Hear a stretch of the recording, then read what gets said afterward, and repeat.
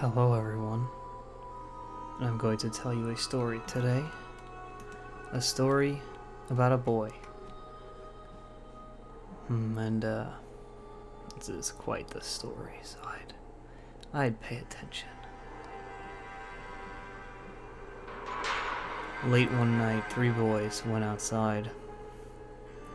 They were jumping around on a trampoline. One of the boys stopped jumping, though. It seemed something was off. The other two boys didn't realize what had happened, so they stopped, staring at him, wondering why he was so quiet. To which he replied, "Quiet, I hear something." The other two boys sprang up, turning, facing the way the other boy was looking. One of them shouted out, "Hey! Hello?" After this turned back nothing, he asked the other boy what he had heard. He replied, "I heard someone shushing, making a shh kind of sound." So the boy who had screamed earlier screamed out, "Shh!" To which a reply came from behind the fence, "Shh!" The boy stood there shocked, feeling tingling through his spine, realizing someone must be there, watching them. They did it again. "Shh!" To which clickers responded with another "shh" coming from beyond the fence. They did it a few more times and they cut their losses and head back inside. When they get there, they realize something's going to have to be done.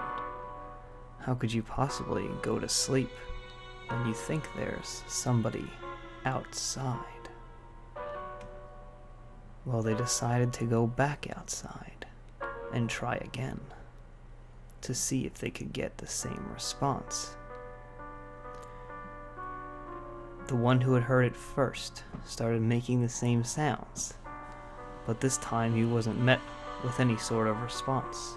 It was just silent. After about 5 minutes of trying, all of a sudden, he heard it again.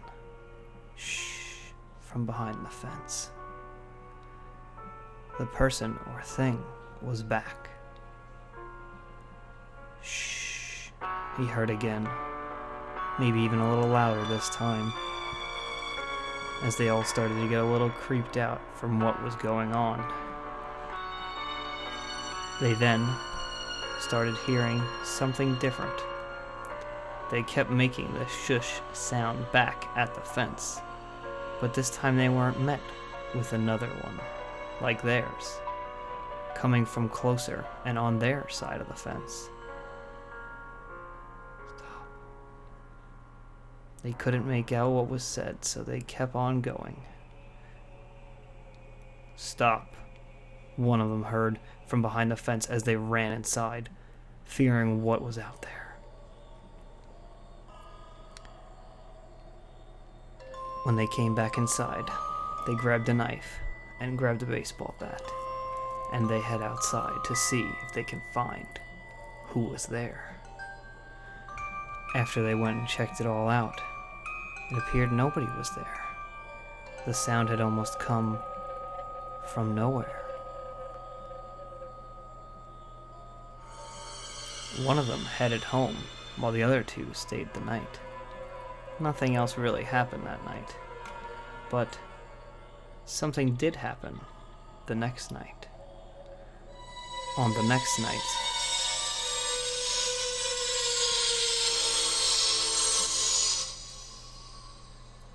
the last person staying there went home, and the one boy was left home all alone. But he wasn't fully alone. He did have his dog with him. The dog was acting a bit strange the past 2 days, and he had noticed this long before the events of the night prior. He was panicked when he heard banging coming from downstairs, knowing he was home alone. He wondered what the sound was. Was it his dog? Or was it something else? He went to his door and he opened it, which was met with footsteps running across the kitchen floor downstairs. Terrified, he stood, not moving, realizing somebody was inside of his house. Not moving, he stood there watching down the stairs, afraid somebody would walk by any second. When someone finally did walk by, it was his dog.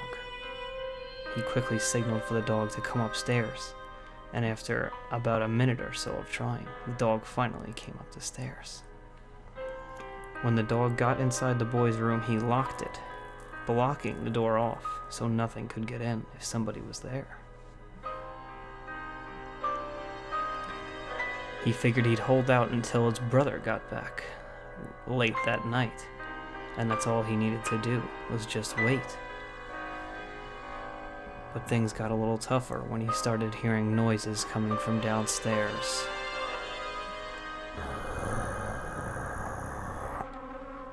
He heard from loudly downstairs. There was nobody down there. No one was home. His dog was with him in the room. There was no way that sound could have been made.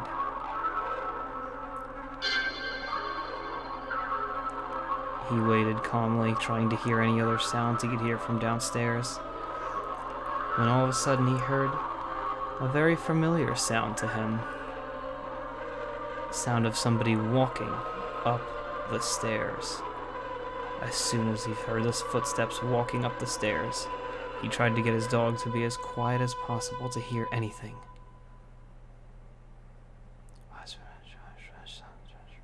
Whispers he heard from the other room. Somebody was there, speaking. He grabbed the knife that he had on his desk and waited for someone to barge through the door, just knowing that it had to happen. He stood there panicked, waiting every second, feeling more and more terrified, holding the knife, knowing that he was seconds away from coming face to face with the person who had broken into his house, or thing that broke into his house.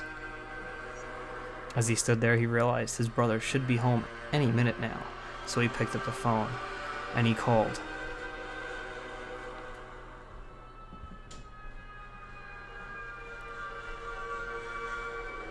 When he called his brother, he told him he would only take at least 10 minutes before he was home. A sigh of relief, he thought. Only 10 minutes until I'll be safe. The noises outside the door became more and more creepy. The whispers got louder. The sound of somebody going up and down the stairs continued throughout the 10 minutes. The boy stood there watching the clock as the time seemed to stand still, waiting for the 10 minutes to be up, hoping he'd be home when he said so. But something was wrong with him. He started to get angry. Holding the knife, staring at his dog, he became filled with a rage. He thought to himself, should I kill the dog? And then it'll be quiet and I can hear the sounds better. Snapping back into it, he realized what he was thinking and how evil it sounded. But he was that scared where he was willing to take that risk. He called his brother again to see where he was, and he said he was pulling in the driveway. Feeling completely relieved, he opened the door and went downstairs. Nothing was seen. He couldn't find anything. Nobody was around.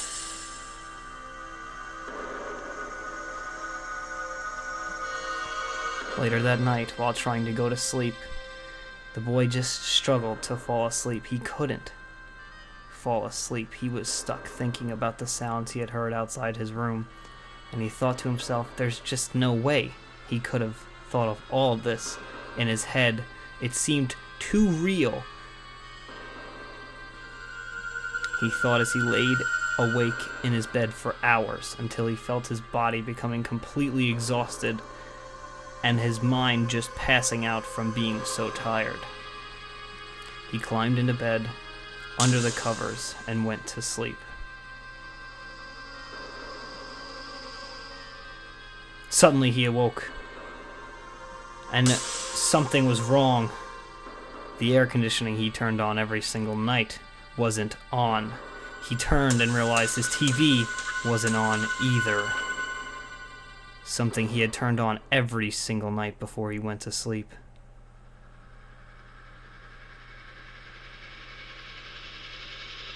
Laying there quietly, he heard a sound. Coming from very far away, almost as if it was outside back where he had heard it the first night. Almost jokingly, the boy laughed it off, making a sound himself. Shh.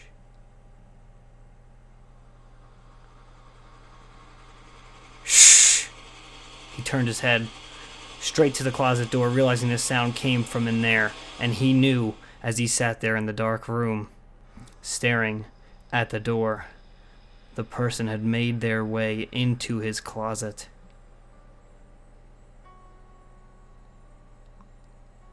Staring at the door, which had no door handle, he realized through the hole in the door he could see the eyes of somebody staring right back at him.